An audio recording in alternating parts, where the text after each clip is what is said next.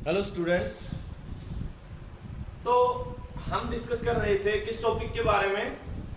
हमने डिस्कस किया था मेटलर्जी के बारे में, लास्ट में डिस्कस किया था। और मेटलर्जी में मैंने आपको यह बताया था कि मेटलर्जी एक ऐसी टेक्नोलॉजी है कि जिसके अंदर हम जो इम्प्योर मेटल जो हमें अर्थ क्रस्ट से मिला है उसको हम क्या करेंगे, उसको प्योरीफाई करेंगे। ठीक है बेटा, वो एक प्रोसेस थी, वो टेक्नोलॉजी थी, वो क्या थी? मेटलर्जी टेक्नोलॉजी थी। तो मेटलर्जी के मैंने 3 स्टेप्स बताए थे, जिसमें फर्स्ट स्टेप था concentration of ore and the second step is extraction of crude metal. Crude metal मैंने बताया था ऐसा सॉलिड मास जिससे मैं प्योर मेटल बना लूं। और लास्ट जो मैंने बताया था वो रिफाइनिंग। तो उसके अंदर जो सबसे पहला है मेरा, मैं उसके बारे में डिस्कस करता हूं। 1 सेकेंड। सबसे पहले डिस्कस करता हूं मैं कंसंट्रेशन ऑफ ओर के बारे में डिस्कस करता हूं। तो बेटा कंसंट्रेशन ऑफ ओर होता क्या है वो चीज देखते हैं सबसे पहले। तो इसमें लिख रखा है removal of the unwanted material like sand, clay. जो अनवांटेड मटेरियल है जैसे कि मिट्टी हुई, जो भी है क्ले हुई, उनको हम क्या कर दे, रिमूव कर दे फ्रॉम द ओर। तो जो मुझे ओर मिलेगी वो कंसंट्रेटेड ओर मिलेगी। क्या मिलेगी मुझे? Concentrated ore. कहने का मतलब मान लीजिए इस चौक के अंदर मेटल है, इसको और ये ओर है मान लो, इसके चारों तरफ धूल मिट्टी लगी हुई है, मैं उस धूल मिट्टी को क्या कर दूं, अलग कर दूं। अब ये बन के आ गई मेरे पास कंसंट्रेटेड ओर। वो कैसे रिमूव करी, उसके कई मेथड है। अब आपके दिमाग में एक चीज आई होगी, सर इसके धूल मिट्टी लग रही है या किसी आयरन रोड के धूल मिट्टी लग रही है, तो आप क्या करोगे, इसको वॉश कर दोगे ना, धो दोगे तो धूल मिट्टी हट जाएगी।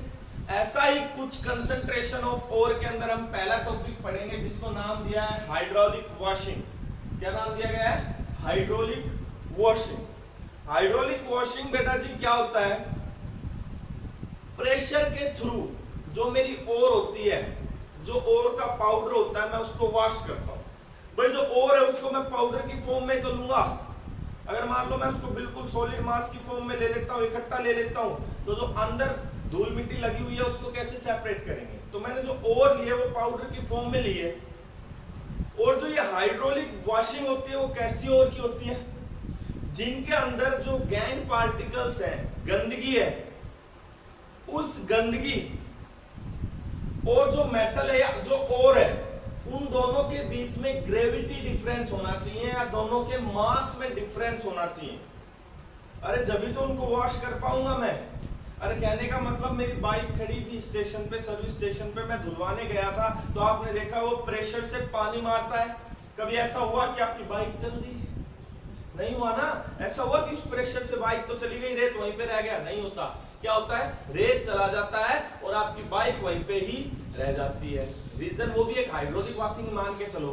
उसमें क्या होता है, जिसका हैवी मास है वो वहीं रुक जाएगी, उसको नाम दे दिया ओर। और जो फाइन पार्टिकल्स हैं, जैसे कि क्या बोल सकते हैं हम, उसके साथ डस्ट पार्टिकल्स हैं, वो क्या हो जाएंगे, रिमूव हो जाएंगे। अब उन दोनों की पार्टिकल्स की ओर में और गैंग में दोनों के अंदर ग्रेविटी डिफरेंस होता है। क्या होता है? ग्रेविटी डिफरेंस होता है। उस ग्रेविटी डिफरेंस के कारण ही हम एक दूसरे को, उन दोनों को सेपरेट कर पाते हैं। एक्चुअलिटी में करते क्या है, मान लीजिए ये मैंने एक प्लेट ले ली जिसके अंदर एक छलनी टाइप है, उसके ऊपर मैंने और डाल दी बारीक बारीक बारीक बारीक पीसों।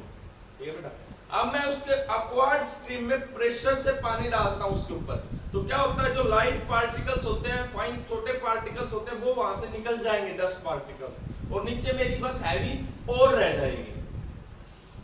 इस प्रोसेस को due to gravity difference gravity separation भी बोल देते हैं। It is a type of gravity separation. इसको ग्रेविटी सेपरेशन भी बोल देते हैं। It is therefore type of gravity separation. मैंने लिख भी रखा है, in this process upward stream of running water is used to wash the powder ओर।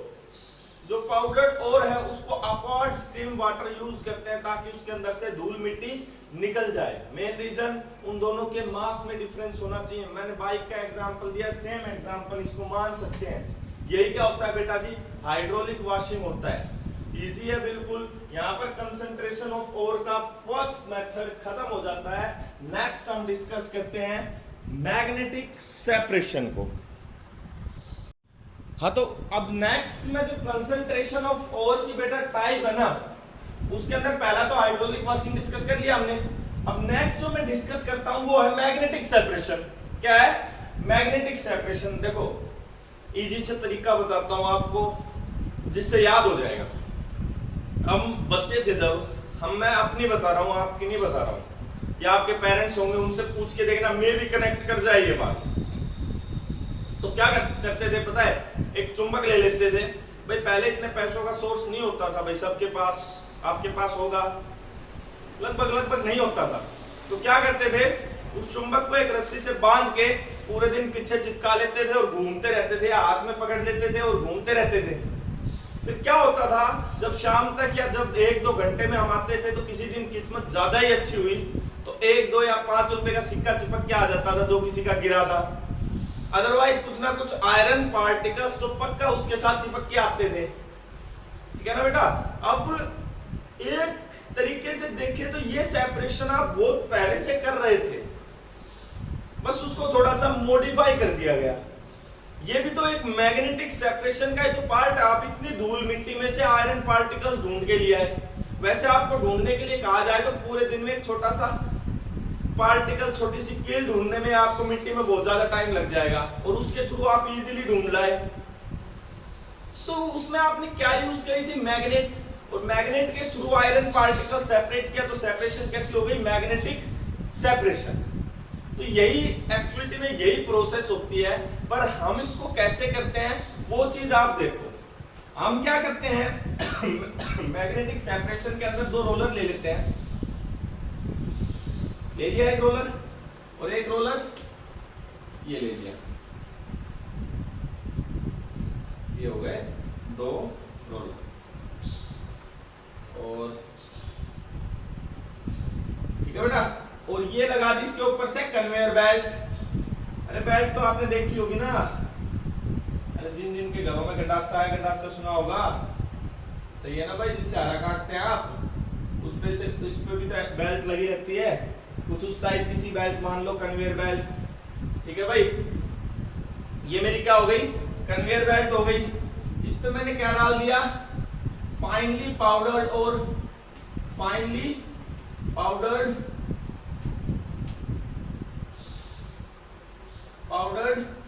और डाल दी इसके ऊपर मैंने, ये और डाल दी। ठीक है भाई, और ये याद रखना जो ये रोलर है ना, ये तो नॉन मैग्नेटिक रोलर है, और जो ये रोलर लिया है मैंने, ये मैग्नेटिक रोलर लिया है। कैसा रोलर लिया है? Magnetic roller. ये हो गया मेरा मैग्नेटिक रोलर। सही है? जब ये जो मैग्नेटिक रोलर है, अब इस फाइनली पाउडर्ड ओर के अंदर कुछ तो धूल मिट्टी के पार्टिकल्स थे और कुछ एक मेटल के पार्टिकल्स थे जो मैग्नेटिक बिहेवियर शो करता था। तो जैसे ही कन्वेयर बेल्ट चलेगी तो ये जो मैग्नेटिक पार्टिकल्स हैं ये इस बेल्ट, इसके पास आएंगे, रोलर के पास, और इस रोलर से टच करेंगे।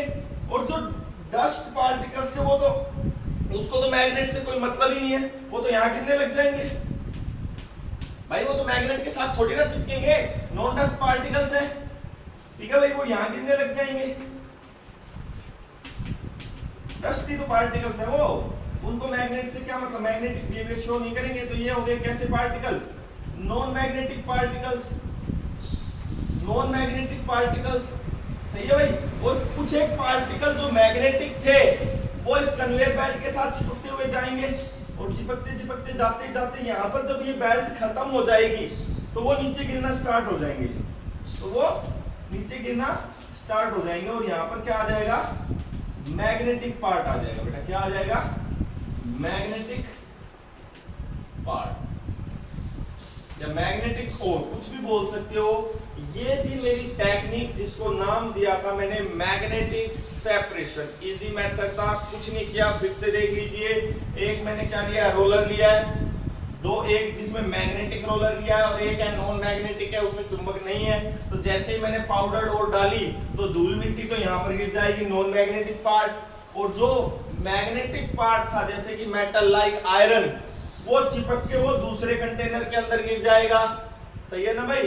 तो यहाँ पर हम इस ओर को क्या कर लेंगे? सेपरेट कर लेंगे। तो ये क्या हो जाएगी? Magnetic separation. दोनों क्लासेस में 10th में भी है और 12th में भी है। और एनटीएससी का भी है पार्ट ये। ठीक है भाई, तो इसको यहां तक पढ़ लेना। मैग्नेटिक सेपरेशन तक 2 मेथड करवा दिया, हाइड्रोलिक वॉशिंग और दूसरा है मैग्नेटिक सेपरेशन। कल हम डिस्कस करेंगे फ्रोथ फ्लोटेशन प्रोसेस में। थैंक यू स्टूडेंट्स, मिलते हैं नेक्स्ट लेक्चर में।